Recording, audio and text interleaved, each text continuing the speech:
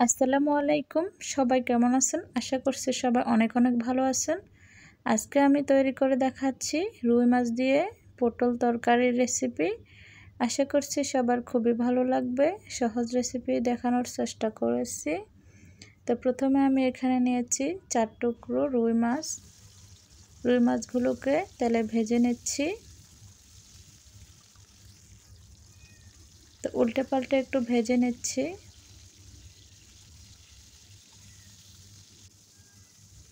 তো মাছগুলো ভাজা হয়ে গেলে আমি তেল থেকে নামিয়ে রাখছি।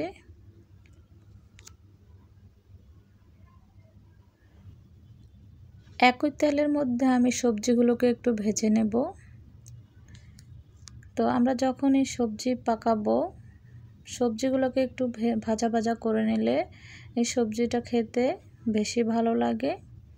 তো সবজিটা ভাজা হয়ে গিয়েছে, এখন আমি তেল ঝরে নামিয়ে রাখছি। তো সবজির সাথে আমি বড় সাইজের একটা আলু দিচ্ছি, ওই আলুটাকেও ভেজে নিচ্ছি।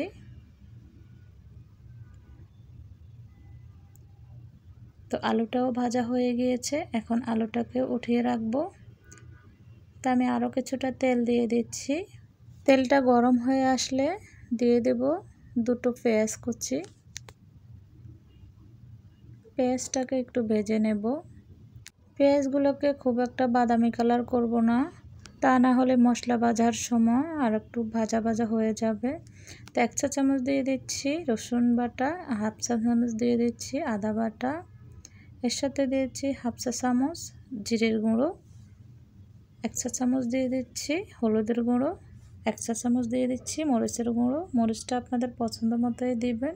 1/2 চা চামচ দিচ্ছি লবণ। নেড়ে ছেড়ে একটু মিশিয়ে নিচ্ছি। এরপর এখানে দিয়ে দেব সামান্য পরিমাণ পানি, তা না হলে মশলাগুলো পুড়ে যাবে। তো পানি দিয়ে একটু মিশিয়ে নিচ্ছি। মশলাগুলোকে একটু নেড়ে ছেড়ে কষিয়ে নিচ্ছি। এরপর দিয়ে দেব এখানে একটা টমেটো কুচি, দিয়ে দিব 2-3টা কাঁচামরিচ ফালি করে। তো নেড়ে ছেড়ে ভালোভাবে মিশিয়ে নিচ্ছি। 2-1 মিনিটের মতো এই মশলাগুলোকে ভালো করে কষিয়ে নেব। এখন দিয়ে দিব ভেজে রাখা মাছগুলো। আমার রান্নার রেসিপিগুলো যদি আপনাদের কাছে ভালো লেগে থাকে, অবশ্যই আমার চ্যানেলটা সাবস্ক্রাইব করে পাশে থাকবেন। 1/2 কাপ পানি দিয়ে মাছ মশলাগুলোকে খুব ভালো করে কষিয়ে নেব। যারা আমার ভিডিওগুলো ফেসবুক পেজ থেকে দেখছেন তারা একটু ফলো দিয়ে দেবেন। মাছগুলোকে একটু মশলার সাথে মিশিয়ে নিচ্ছি। এখন ঢাকনা দিয়ে 2 মিনিটের মতো রান্না করব।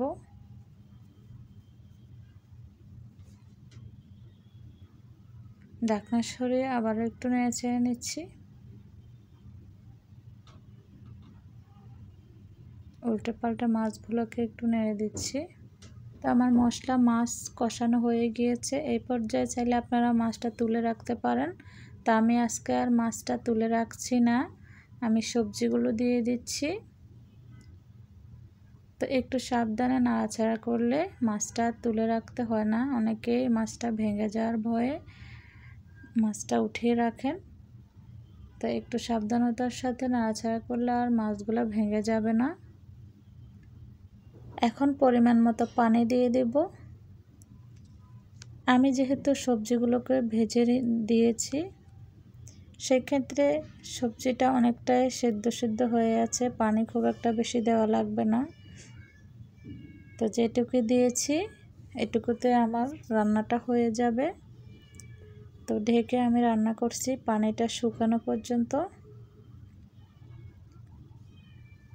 তো এই পর্যায়ে পানি অনেকটাই শুকিয়ে গিয়েছে, মাখা মাখা হয়ে আসছে। একটু নেড়ে ছেড়ে উল্টে পাল্টে দিচ্ছি। এই পর্যায়ে যদি আপনাদের হাতের কাছে ধনেপাতা থাকে তো ধনেপাতা কুচি দিয়ে দেবেন। আমার হাতের কাছে আজকে আর নেই, আমি দিচ্ছি না। তো আমার রান্নাটা শেষ। কতটা লোভনীয় হয়েছে দেখে বুঝতে পারছেন। খেতে তো অসম্ভব মজা হয়েছে এই সবজিটা। আপনাদের কাছে অবশ্য ভালো লেগেছে। আল্লাহ হাফেজ।